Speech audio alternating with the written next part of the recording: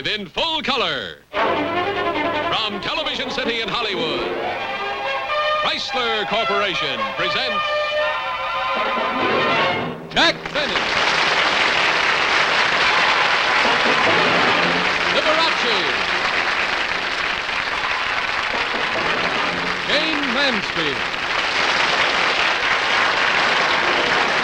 Vincent Price, Rod McKuen, O'Brien.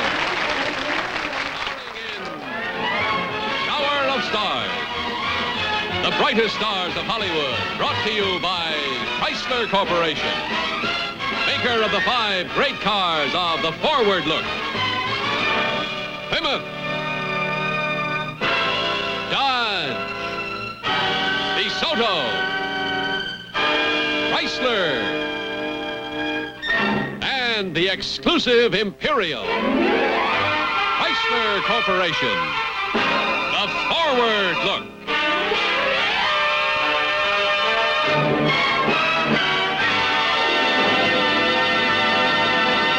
And now here is your host, Bill Lundigan.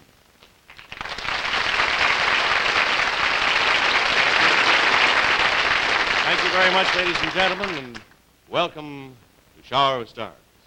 Once again, Chrysler Corporation is proud to present a man who for many years has been an outstanding comedian, an outstanding violinist, an outstanding showman, and right now he is outstanding in the hall.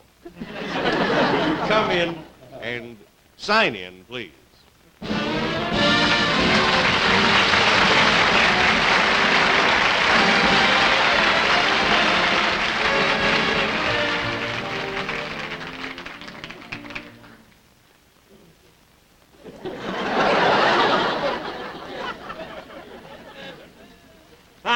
Thank you very, very much, ladies and gentlemen. I'm your mystery guest for the next hour.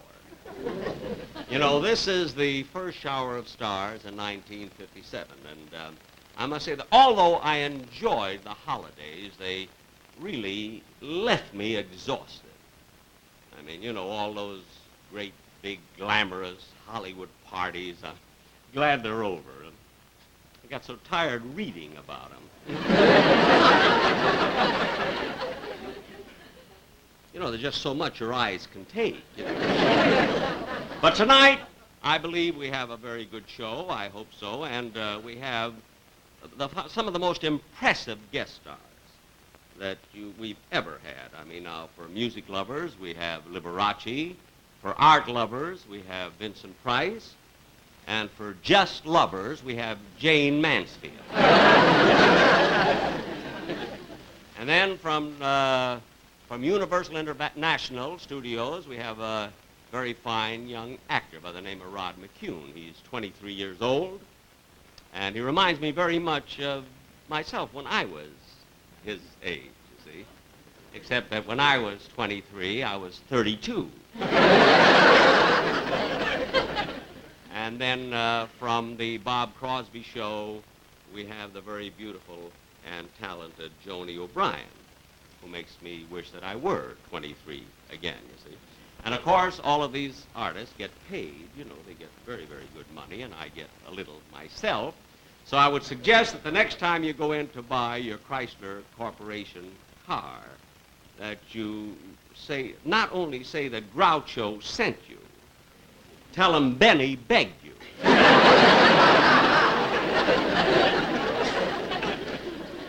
And in that way, not only will you get a good car, but my bank book will have that forward look.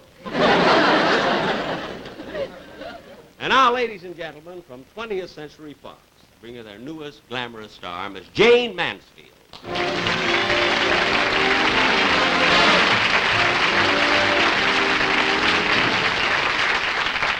Jayne? Hi, Jayne. You know, this is the first time I've seen you since your brief appearance on my show, and I want to congratulate you again on your appearance in your picture, The Girl Can't Help It. I thought you were wonderful in it, and you look like $1 million. Well, thank you, Jack. That's a wonderful compliment. Well, I'll say it is. That's 116,000 after taxes, you know. You'll find that out as your career progresses. By the way, did you have fun making this picture? Oh, yes, I loved every minute of it. Everyone was so wonderful. The producer, the director, all the stagehands just went out of their way to be nice to me. In fact, do you know that they followed me home every night?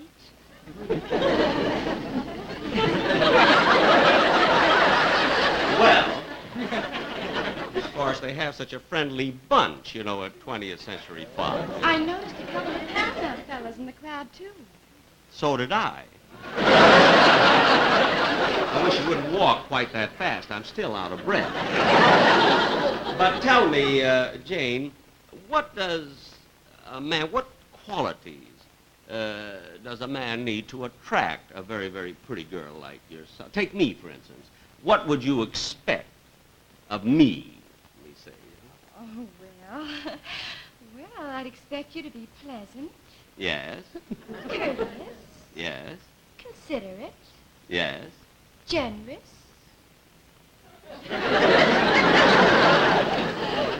Attentive. Yes. You missed a beat. Well, I got 4 out of 5. I only missed one.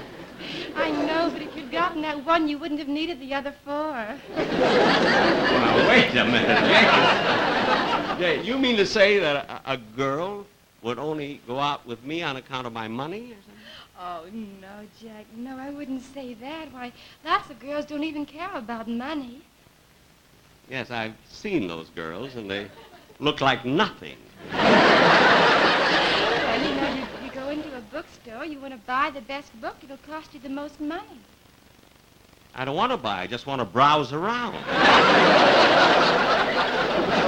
But, Jane, you know, I know that we're taking up a little time here, and I would like to discuss the sketch that we're going to do later in the show, the play with you. And I'll tell you what I'll do. I will meet you in the cafe across the street, and we'll discuss this play we're going to do over a cup of coffee. You know? Oh, fine. I'd love some coffee. Oh, well, good. I'll buy you a cup, too. Right. And I'll see you. See you later. Okay. Goodbye.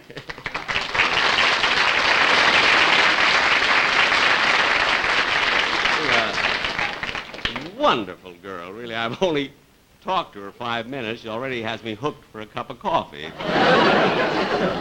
There goes my first New Year's resolution. And now, ladies and gentlemen, it gives me great pleasure to introduce one of the outstanding personalities and showmen of this year or any year, the great Liberace.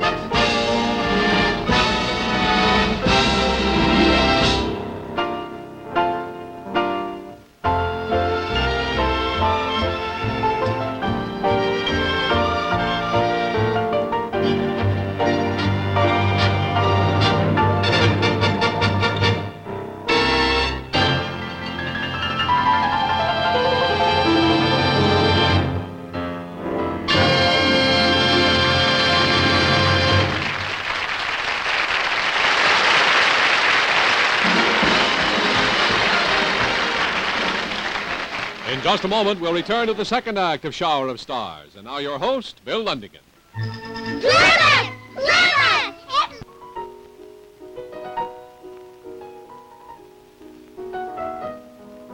Hi, Lee. Hello, Jack.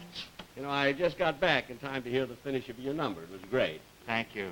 You say you just got back. Where Yeah. were you? I was over in a cafe with Jayne Mansfield. You know, I think she's kind of stuck on me. She let me buy her a cup of coffee. Oh. Well, after the show tonight, she's letting me take her out to dinner. Well, say, you are generous. If you got that one, you don't need the other 4. I know. You see, I didn't miss a beat.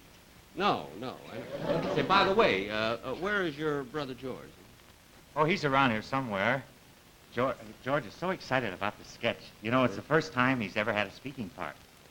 Oh, yeah. What was that line we gave him again? Well, it comes where I say, "Isn't that so, George?" And he says, "Right." You know, it's a shame we have to change the scene and we have to take out that word. It's too bad. Oh, I wish you'd told him that sooner. He's been rehearsing all week. Rehearsing all week for the one word? It took him 3 days just to get his mouth open. Yeah. And I know he's going to be so disappointed. But, You got another line that's very funny, if you'll remember. He had laryngitis all year before he noticed it. That's right.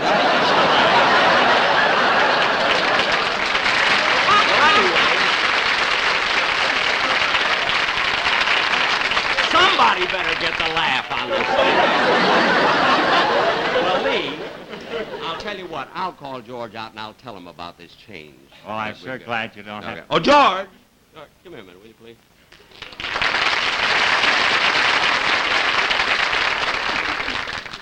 How are you, George? Right. You know, I have a bit of sad news for you. Right.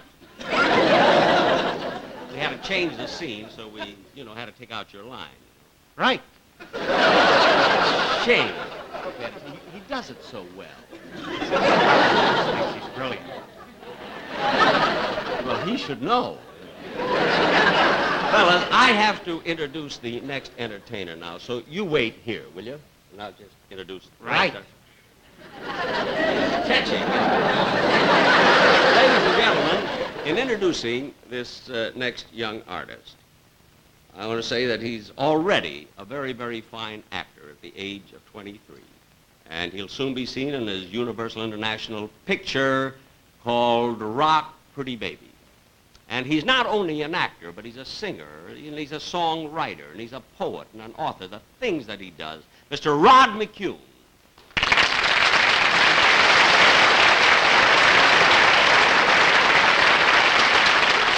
You know, Rod, I cannot get over it. It amazes me how versatile you are. I mean, besides being an actor, to be a poet and a singer and a songwriter and an author. I mean, is there anything that you can't do? Well, Jack, I can't play the violin. Well, would you be interested in taking lessons? See, 3 nights a week with his own rosin. I have enough competition the way it is. Say, Rod, how about singing that number that became so popular, the one you recorded called Happy as a Boy Named Me? Huh? Well, Jack, when I wrote and recorded this number, it was a solo, and tonight I think I'd like to try it as a duet. Well, of course, I don't sing very well, but if you want me, I mean with Joni O'Brien. She's waiting backstage, and we've got a great arrangement. Oh, well, then I'll introduce her. Oh, fine. You just stay over here and wait. Ladies and gentlemen, from the Bob Crosby Show, this very talented and beautiful young lady, Miss Joni O'Brien.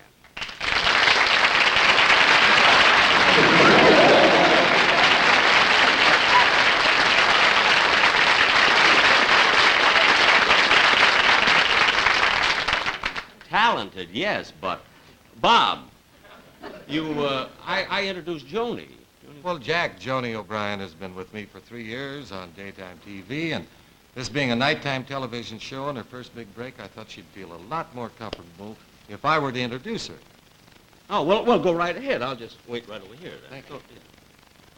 Ladies and gentlemen, first, I would like to thank the wonderful fans who look in on my program. Seen every day, Monday through Friday.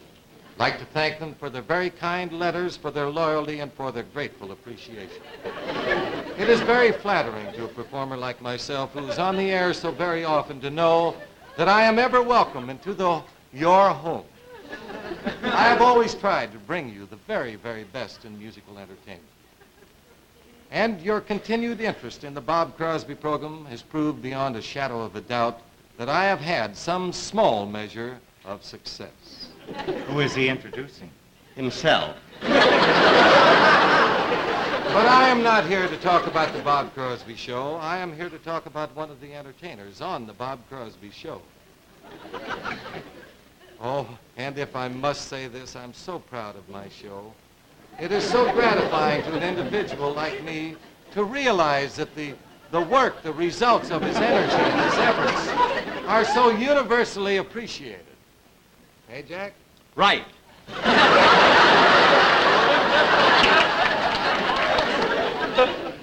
But as I told you before, I am here tonight to make Joni O'Brien of the Bob Crosby program feel a little more comfortable.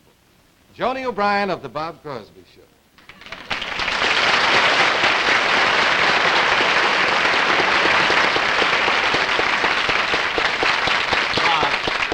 Do you mind if I take over from here?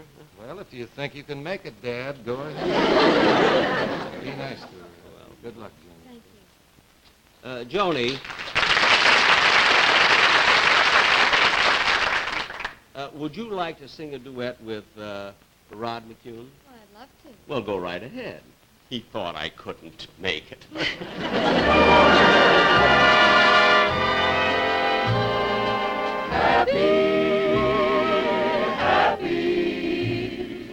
Happy are the hands that yours hold on to. Well, happy are the eyes that your eyes see.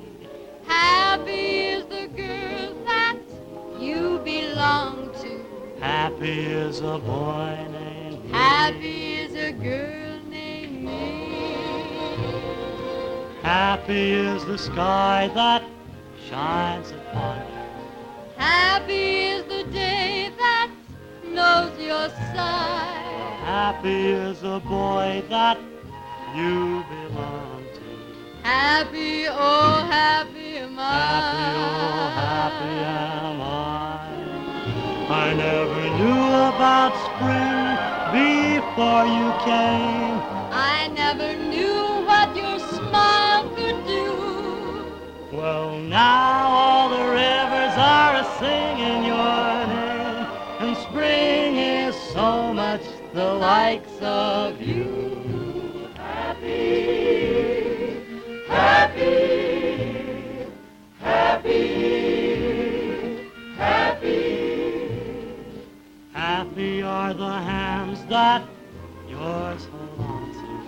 Happy are the eyes that your eyes see. Happy is a boy that you belong to. Happy is a girl named me. Happy is a boy named me. Happy are the hills where you go walking. Happy is the world wherever you be. Happy is a boy who sits here talking. Happy is a girl. Happy is a boy. Happy. Oh, happy are we. Happy are we.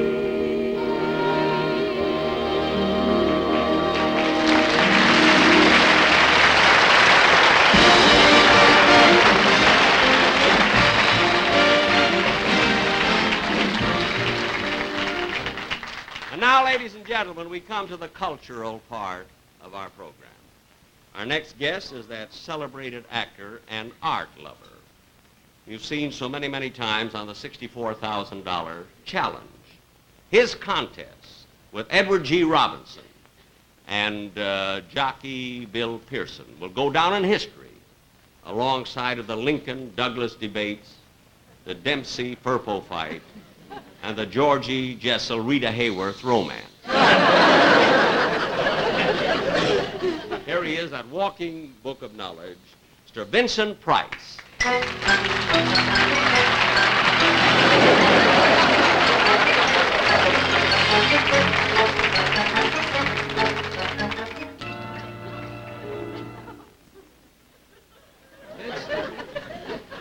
What's the idea of the isolation booth? Huh? Well, Jack, I've done so well in here, I just hate to come out. Imagine. Vincent, tell me. Vincent, can you hear me? Yes, yes. Oh.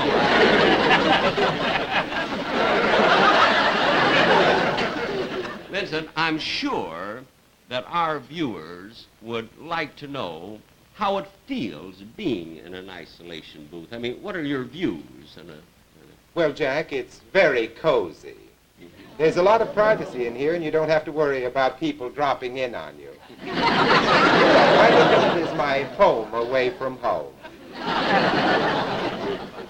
Well, Vincent, you have been in as many isolation booths, probably as any living contestant, you know.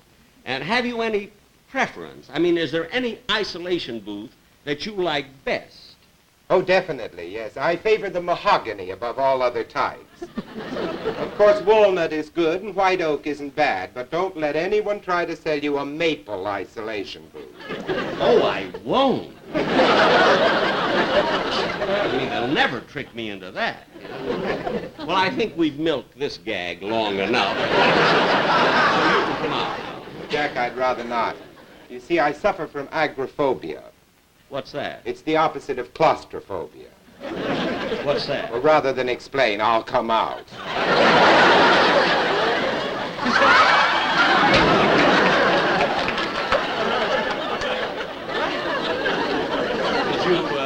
Did you pick those up in Bermuda? Oh, no, Jack. These are isolation booth shorts. All the contestants are wearing them. They're the very latest thing in quiz clothes. I thought you were on another show, Lose Your Pants.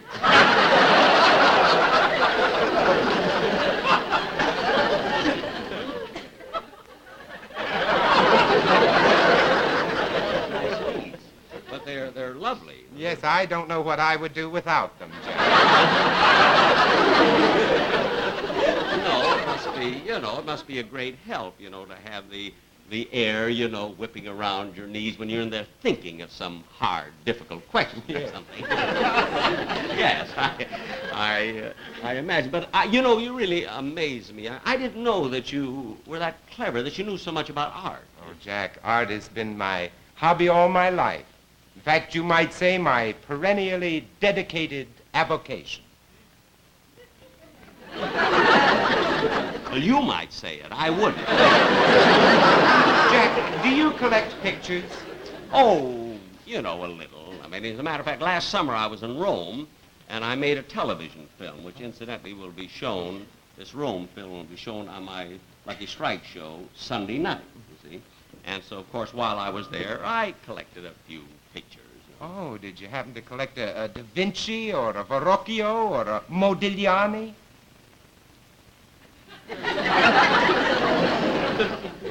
No, but I have a Lola Brigia that's a loon. I thought you had something really exciting. Vincent, you've been in that booth too long. Listen, speaking of art, I'd like to tell you something. I don't know whether you know this about me or not, but next Thursday night, I'm giving a concert in Philadelphia with the Philadelphia Orchestra directed by Alfred Wallenstein, you see. And as a matter of fact, it's the same concert that I recently gave in Carnegie Hall where I played Mendelssohn. Oh, yes, I remember reading the review in the New York Times. It said that Mendelssohn lost. Oh, I've beaten the best of them.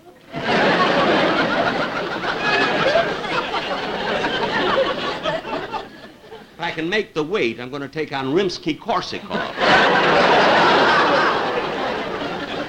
Now, Vincent, you see, later on in the show, you see, you're going to play the part in our sketch of a district attorney so it would be asking you too much if you put on trousers. Oh, not at all, Jack. In fact, I brought a pair along for just such an emergency. Oh, well, good. I would suggest that you put them on right away so you'll get used to working in them. All right. Now, be careful when you hit the freeway.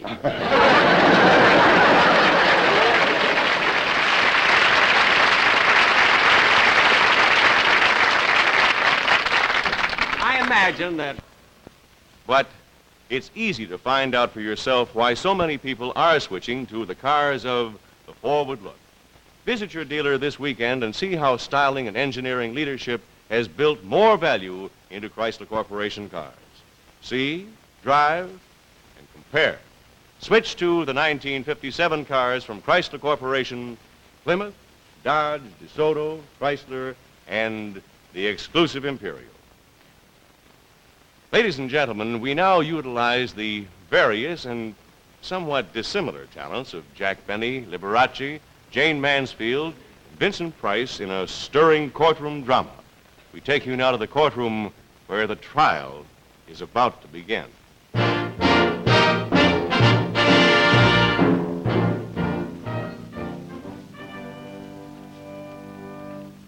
Very nice courtroom here, isn't it? There's the judge's stand, the witness box. Hey, look at those two pictures. A $1 bill and a 5. Tell me, Miss Blackstone, are you nervous? Oh, no, not at all. I just know I'm going to have you completely cleared of your murder charge.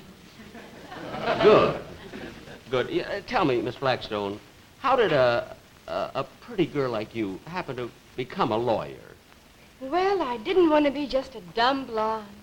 And besides, I've always admired Louis Pasteur. Yes, he was a fine lawyer. Now, I'm terribly worried about our district attorney. You know, they say he's very tricky and he won't, you know, he just won't give up. I know. I went out with him once.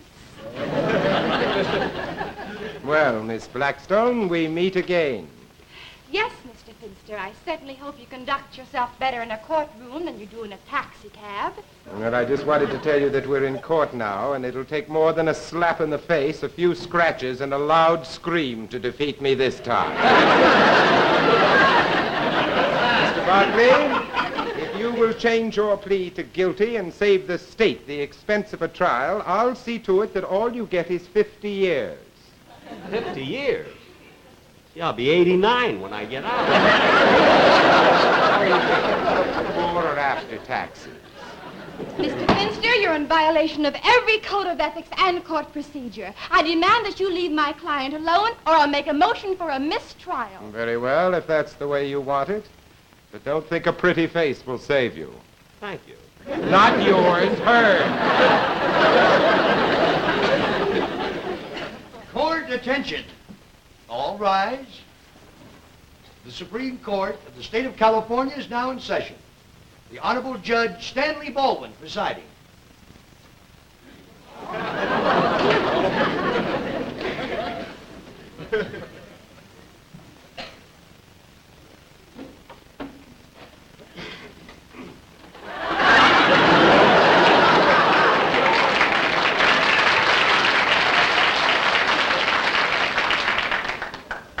People of the state of California versus John Barkley.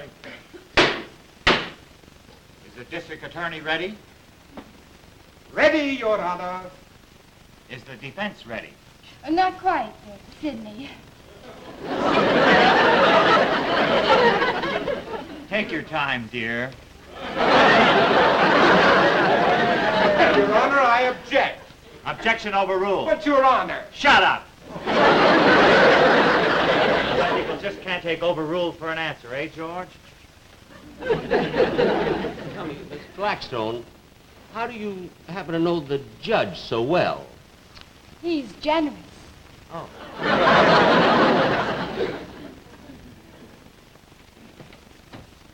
Your Honor, the defense is now ready. Thank you, darling. The clerk will call the jury.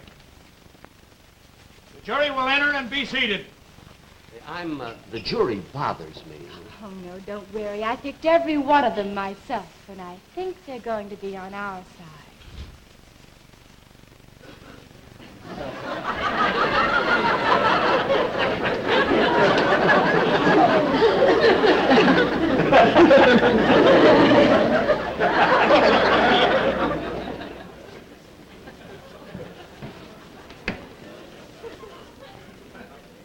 Maybe I shouldn't worry. Your Honor, I object to that jury. Who's defending our shores? The court objects to the objection on the grounds that it's objectionable. Eh, George? Proceed with the case. Gentlemen of the Navy, I mean jury. On the afternoon of November 10th, 1956, Humphrey T. Fowler was shot to death in the cafe which he owned in conjunction with his partner, the defendant John Barclay. Now, the defendant's beautiful counsel will try and tell you that Barclay shot Fowler in self-defense. But don't you believe her.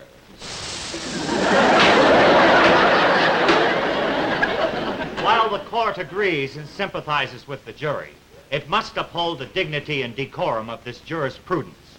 There will be no more hissing, gentlemen. It looks lousy. You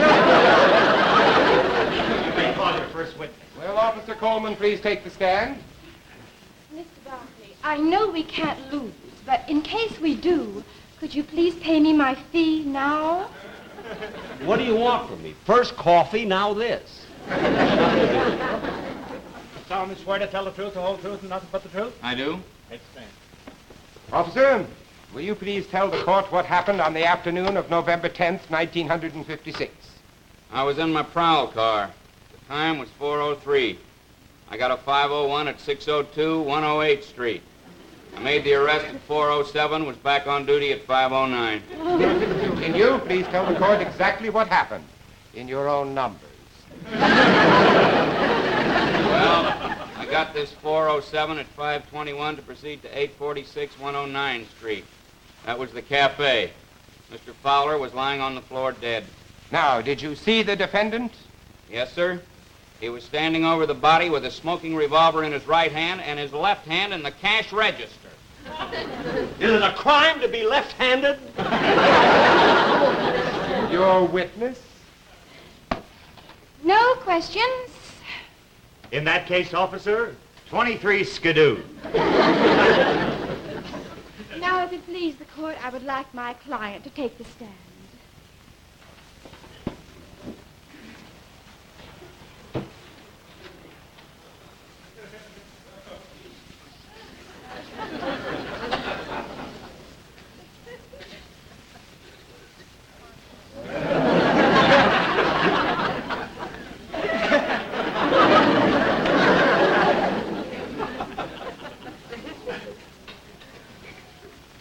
Swear to tell the truth, the whole truth, and nothing but the truth? I do. Hi, fellas. I was in the Navy myself. Great Lakes Training Station. Your Honor, I object. The defendant will please refrain from trying to influence the jury and leave that to his lawyer, who is much better qualified to do the job.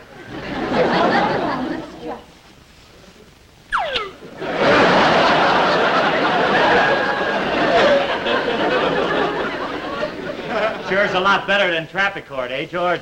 Now, Mr. Barclay, suppose you tell the court what really happened the night your partner was killed. Well, a customer came into our cafe and ordered a cheeseburger sandwich. Please continue. Well, while I put the cheeseburger on the fire, the customer laid 20 cents on the counter. See?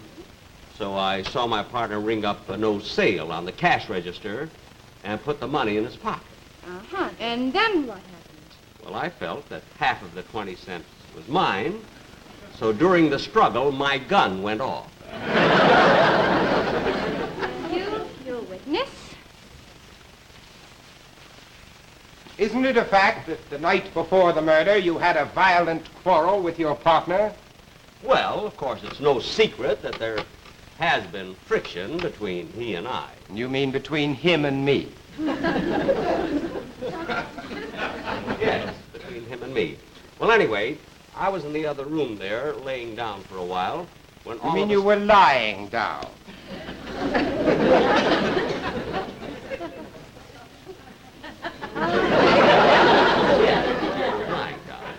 when suddenly my partner walked in, so I got up and I took off my apron and lied it on the table. You mean you laid it Now on the cut table? that out! My client is on trial for the murder of his partner, not the English language.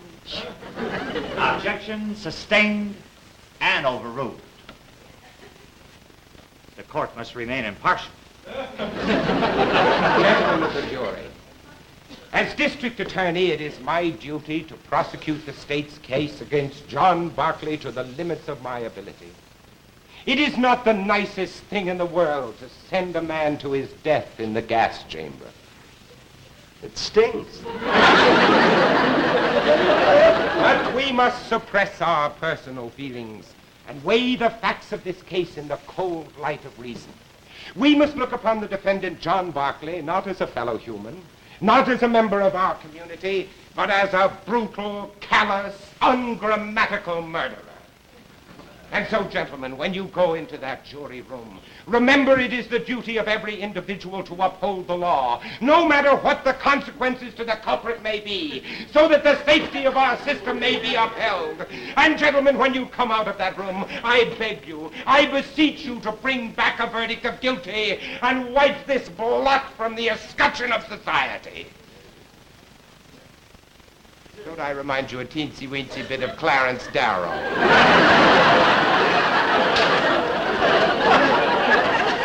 Your Honor, I object. The district attorney is padding his part. Objection sustained. Strike out that last gag. The counsel for the defense may proceed with her summation.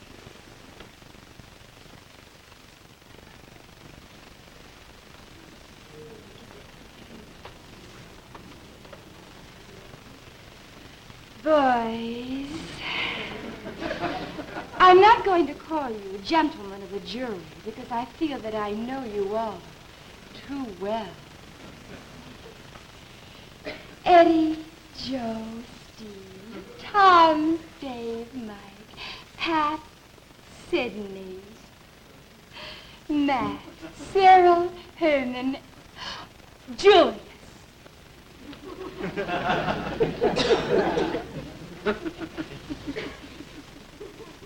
My client is accused of murder. Now, does he look like a murderer? Look at him.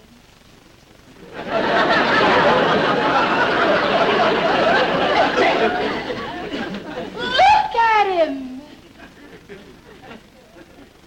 Fellas, look at me.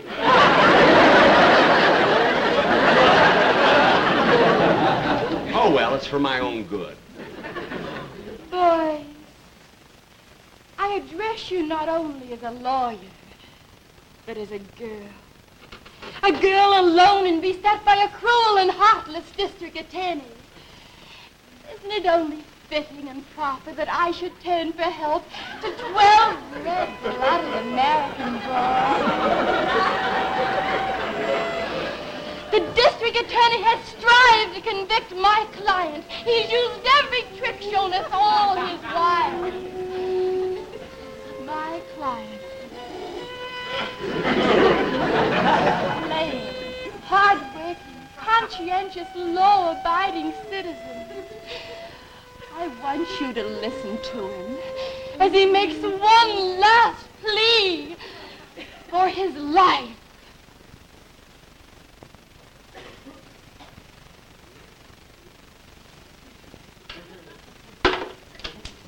Fellas, this is more than just a man on trial for his life. This is the story of my lawyer. A sweet young girl who is merely trying to win a lousy murder case.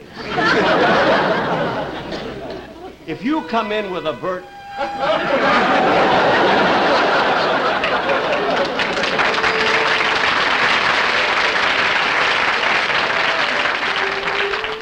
come in with a verdict of guilty, you will not only be sending me to the gas chamber, but look what you will be doing to her. I'm not pleading for myself, because I'll be gone. Not so loud. My worst will be over. But then she'll have to go through the rest of her life thinking about losing this case. Fellas, you cannot let her down.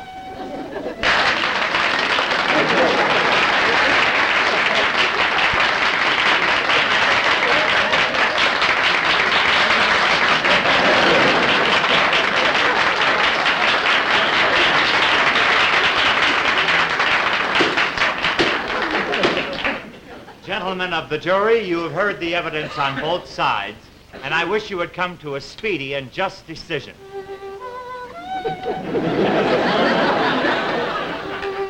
The reason I ask you for speed is because tonight I must leave for Palm Springs, where I'm opening at the Chi-Chi Cafe for a 10-day engagement. After that, I have a one-nighter in Salt Lake City, after which I go to Chicago for an engagement at the Chez Paris. Now, if you happen to be in any of these places, please drop in and see me. I'm sure you will be well entertained.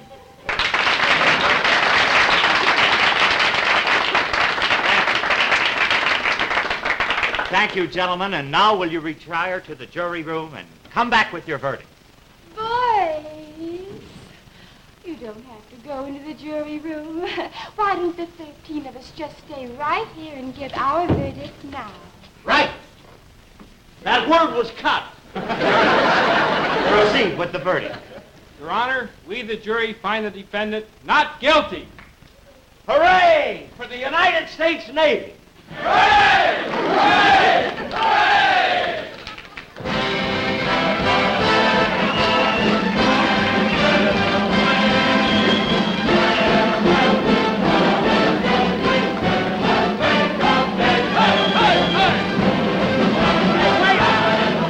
Why are you celebrating? Well, I like to be on the winning side.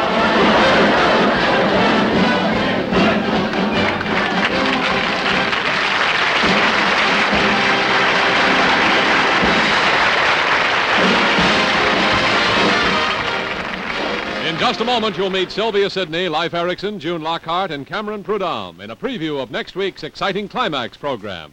But first, your host, Bill Lundigan. Look, this clock is turning time back. We want to take you back to an important date. That was the date that Chrysler Corporation first showed you this, push-button drive control. Simply push a button, and away you go. Simple, mechanical, push-button driving first from Chrysler Corporation. But that was 14 months ago. Since then, Chrysler Corporation push-button controls have been proved in nearly 1 million cars with a forward look that have been driven over 5 billion miles. And for 1957, Chrysler Corporation's push-button control has been teamed with a great new transmission, new push-button torque flight. 99% of your driving is done with just the D button. But you also have 2 bonus buttons for extreme driving conditions like rocking out of mud, sand, or snow. Or for extra braking effect when you're going down a very steep hill.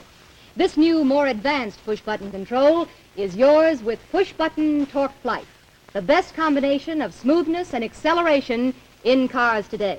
And look where it's located. At the left, safely out of the reach of children.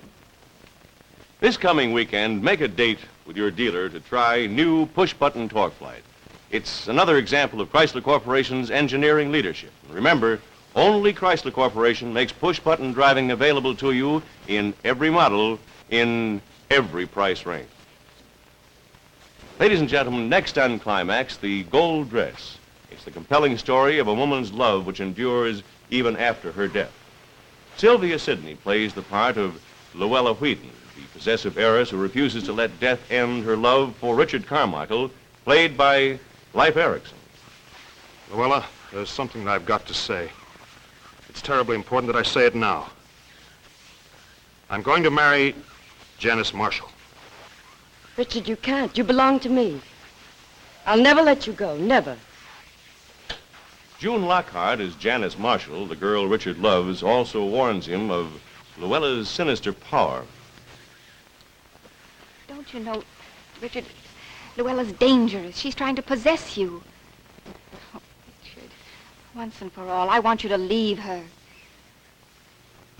Even Judge Marshall, played by Cameron Prudhomme, senses that Luella is the last of a violent and powerful family, will stop at nothing.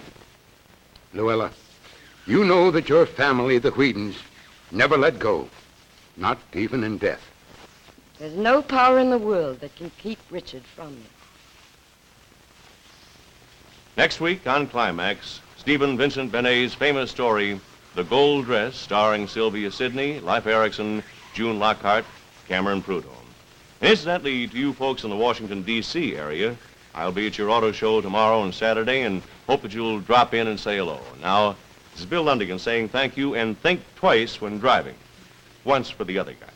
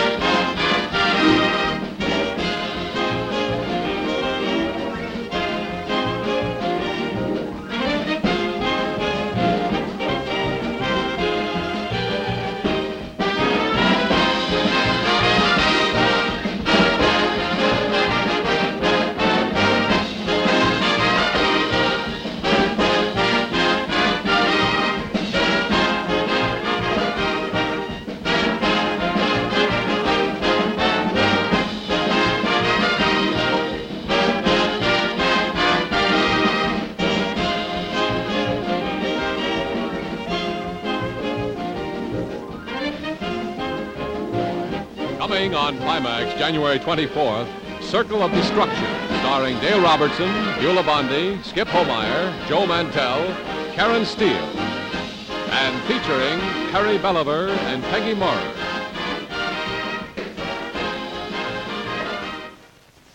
Hour of Stars has been brought to you by Chrysler Corporation, maker of these 5 great cars.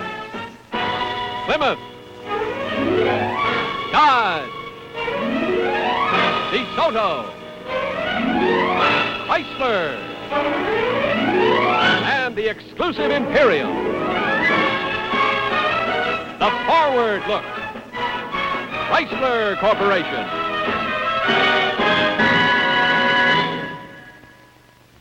Art Gilmore speaking. Portions of the preceding program were pre-recorded.